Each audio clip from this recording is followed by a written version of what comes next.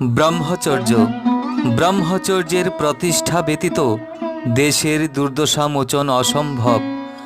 যাহাদের ব্রহ্মচর্য নাই, তাহাদের নেতৃত্বে আস্থা রাখিও না।